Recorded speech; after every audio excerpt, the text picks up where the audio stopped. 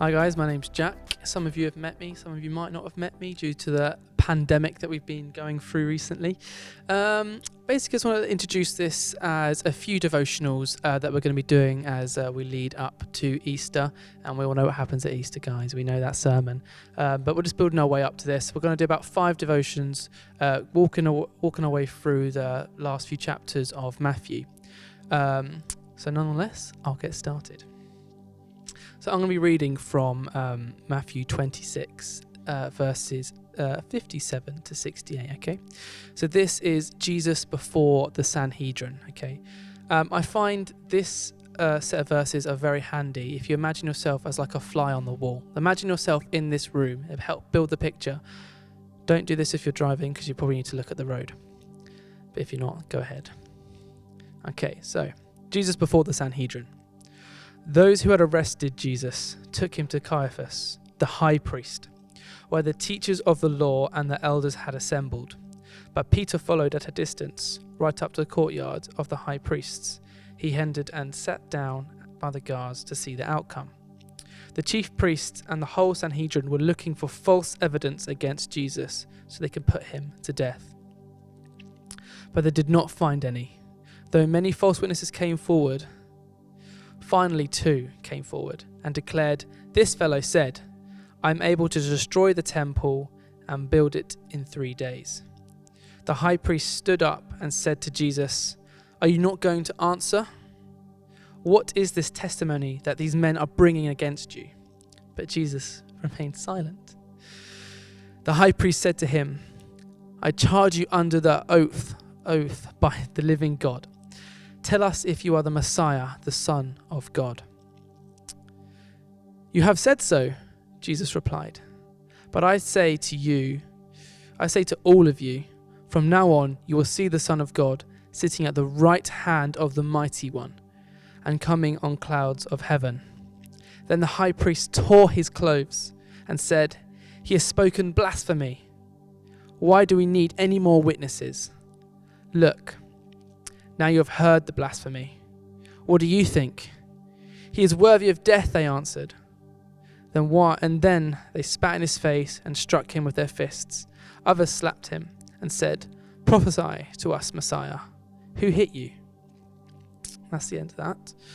So now I want us to look at this situation. We have the whole Sanhedrin, the high priest, with Jesus now on trial, after he'd just been taken by soldiers. A lot of people in this room wanted to see Jesus dead. He had been gathering a following and people were starting to believe what he had to say. And they were so desperate to see Jesus die, they started bringing false witnesses up to give account. Now, 2 witnesses came forward. Okay? 2 witnesses is important because this is how they did it in the Old Testament. You needed 2 people to come forward with a statement to help convict someone, okay? And they said, "This fellow said," I'm probably sure it might not have been as common as that. "This fellow said, I am able to destroy the temple of God and rebuild it in 3 days." Now, this is one of the ways they tried to trap Jesus, as the temple was at this time protected by Roman authority, and to state to destroy the temple would have been an offence against the Roman province. So it would have been a very illegal thing to try and do.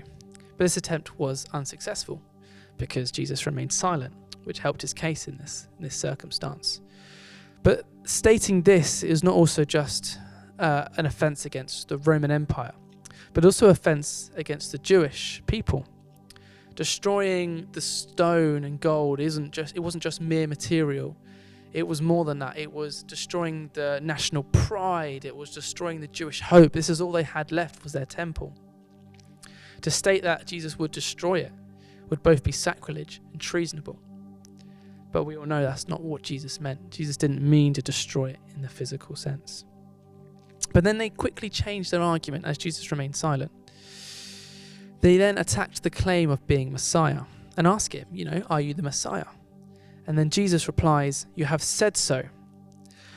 But I say to all of you From now on, you will see me as the Son. You will see the Son of Man sitting at the right hand of God, the Mighty One, coming on clouds of heaven." Now, this statement is from Daniel and the Psalms, and it would have been well understood that Jesus is talking about himself in this. And these passages are ones that the Sanhedrin would have been very well versed in and would have understood what they thought they would understood what it means. But Jesus is stating that he will be there in the end times, that even if he is killed, this isn't the last you'll hear of him in that sense.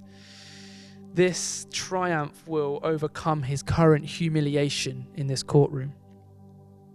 Jesus is saying he'll be fully exalted by God. This statement states who Jesus is to the Sanhedrin. Jesus is claiming to be a peer of God. As we read in the verse, this was horror. This would have sounded so horrible on the ears that were listening in the Sanhedrin. This would have been considered blasphemy. The high priest tore his own robes at the sound of what Jesus had to say. It was such a provocative statement. You would only tear your robes in this time if you had, it was something that you would do if you were mourning. You know, if you just found out someone in your family had died, you would tear your clothes in anguish. This is the kind of weight that Jesus carried and what he's saying. So they start striking Jesus in the face and spitting in his face. He's claiming and then saying, "Prophesy to us, Messiah. Who hit you?" This is both mockery, but also they are also testing the waters to see if he actually is. They're still not quite sure. This claim is not blasphemy if it is true. And the Sanhedrin know this because they need to make two choices. Because Jesus could not be found guilty of any other charge. There's no offense that they could lay on Jesus' name. They had to choose between accepting what the truth was and what the truth might not have been. Jesus' claim to Messiah is indeed a very big claim. So they handed him over to the Roman governor to be trialed. This is a pinnacle moment in the gospel. Jesus could easily in this courtroom state that he was the Messiah and perform a magical miracle. Maybe not miracle, miraculous would be better than magical. And that would easily back up his claim. But Jesus knows the cost at the end of this road. He knows that it is more important to do what he needs to do for humanity than just get these men to be convinced by his statement. Jesus had a much bigger plan in hand.